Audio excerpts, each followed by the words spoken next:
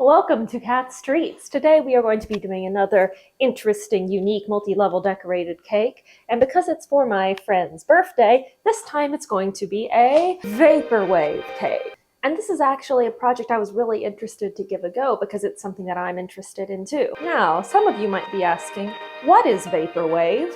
That's a rabbit hole we don't have time to go into today. You're on a computer, you can use it. I did spend a good amount of time thinking about what the most vaporwave flavor would be though. And after lots of thinking of different possibilities, like playing on color schemes, taking inspiration from musical artists, can I make a Pepsi flavored cake and call it a Saint Pepsi cake? That was a very bad idea. I decided that the most vaporwave of all possible flavors would be the inside of an Arizona green tea can. So, we're making a green tea and honey cake. You're gonna start with about 6 little bags of green tea. Now, Kat, you might ask, why are you using little individual bags of green tea when you have like 2 cans of matcha that your roommate left over there? The answer is I did a little taste test with both, and if you do this with the green tea bags, it actually tastes like pre-brewed in a can Arizona green tea, like in a good way.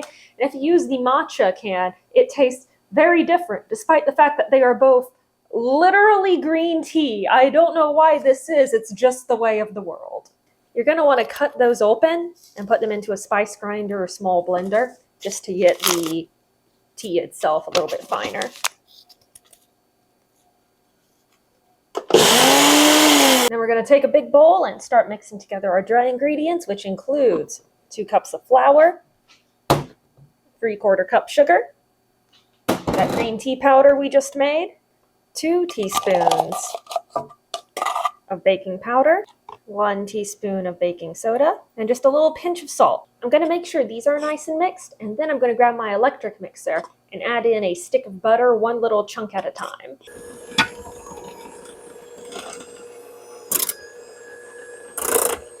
It should be very dry and grainy, kind of like sand. Now we're going to add in 1/2 cup of heavy cream, 1/2 cup of milk, and 2 eggs. And beat all those in together. Once those are all incorporated, I'm going to slowly drizzle in 1/3 cup of honey.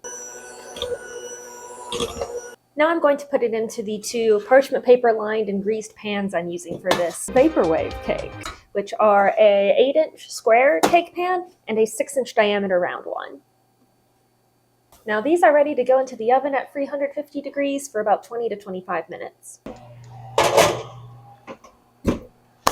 While we're waiting on that, let's outfit. Behold my glorious Coca-Cola dress. I'm from Atlanta, so obviously it was a required purchase of mine that I hunted on the internet for about 4 years. I will say I am a little bit proud of the fact that this is, I think, the only time I have ever bought a dress for above what it originally sold for, which hurt me in the very depths of my soul, but it's worth it.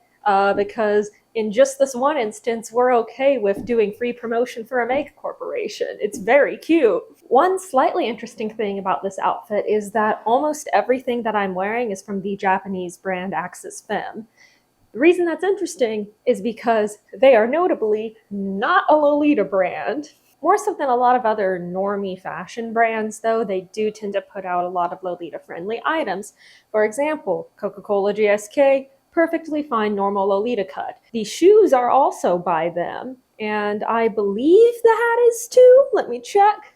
Hat is actually Hoshibako, but that's another Japanese brand that fills the same kind of fashion niche that it does. The only actual Lolita I'm wearing is these Angelic Pretty socks, but everything else, hey, you don't have to be like on brand to wear Lolita. The reason Lolitas value the big name brands like Angelic Pretty, Metamorphose, Baby the Stars Shine Bright, etc. is not actually out of brand elitism of these being like the real Lolita brands or the most important ones, even though historically you can argue about importance a lot, but more so the fact that it's a very niche subculture of a fashion and not many other brands make Lolita clothes, period.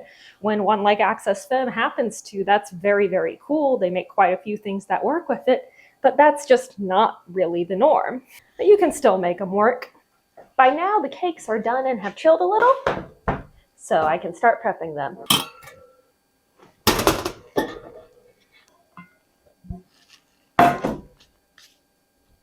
What I'm going to do is cut the top and sides off of this one to flatten it and square it up a little bit, and kind of shave this one into a dome situation.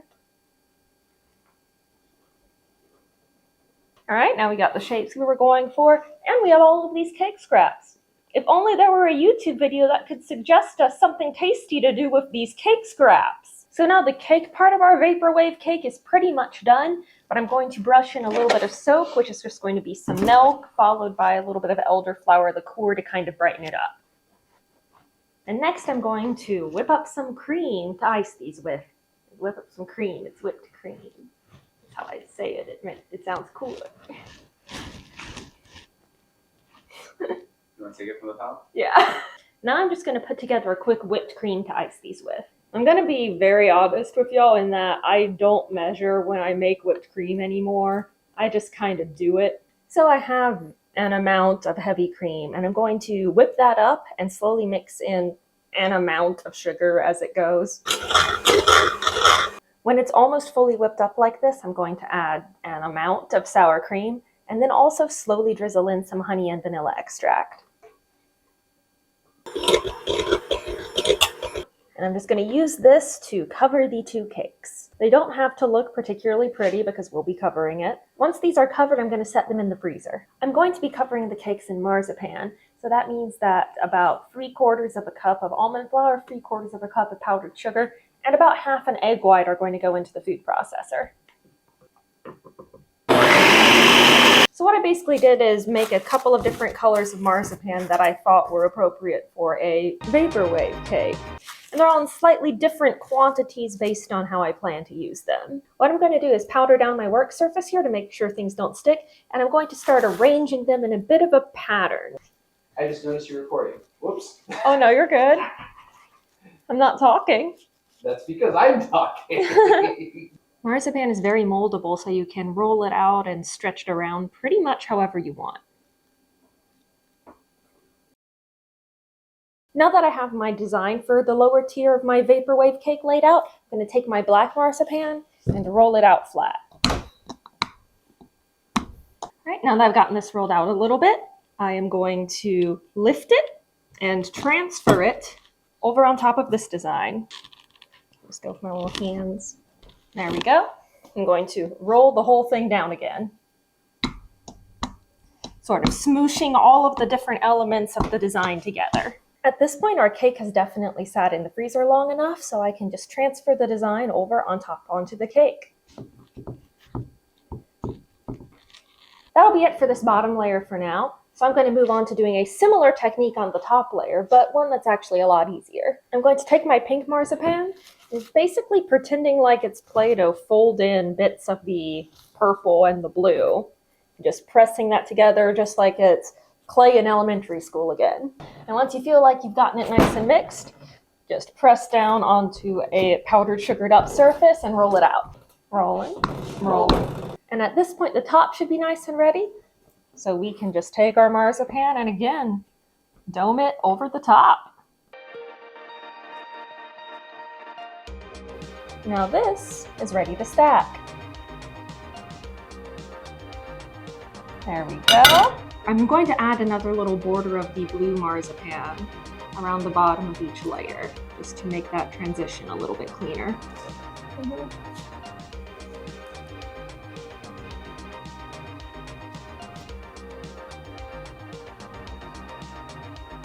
Now that we have the bulk of the Vaporwave cake done, all I'm going to do is make some decorations out of white chocolate, which I'm using by pouring them into these little molds that I have based on statuary.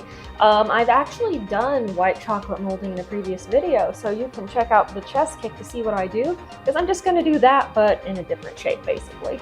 After I depot those out of the molds, I have a bunch of little Corinthian columns on sticks. By the way, one little tip that I like to do for making things that you're going to stick into a cake is, while the molds are sitting, stick a toothpick in them, so that way you have a very sure connection and the toothpick is permanently adhered to the inside there. Just tell your friends that there's a toothpick in there before they try to like deep throat this whole thing. I was really rushing on these, so there's a lot of cracking and uncleanliness that I could have avoided by doing it earlier. but also like they're old crumbling columns. It can be part of the vibe.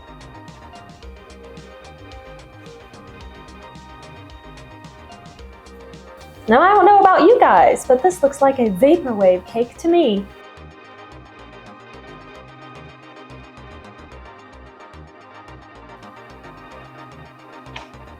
By the way, if you're liking this video or any of my other videos, I would super appreciate it if you would leave me a little comment or question down in the comments. Every video I will pick one question of whatever sort that people leave to answer in the video, so odds are it's gonna be you. You've seen my view counts. I'm actually gonna take this to my Dungeons & Dragons meeting today so I could give it to my birthday boy, whose birthday was in March. This is fine, so let's pack her up and head out. Vaporwave